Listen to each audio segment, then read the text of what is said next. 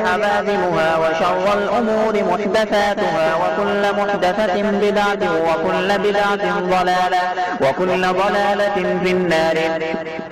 وبالسند المتصل منا إلى الشيخ الإمام الهمام الحافظ الحجة أمير المؤمنين في الحديث أبي عبد الله محمد بن إسماعيل بن إبراهيم بن المغيرة بن بردزبة الجعفي اليماني البخاري رحمه الله تعالى.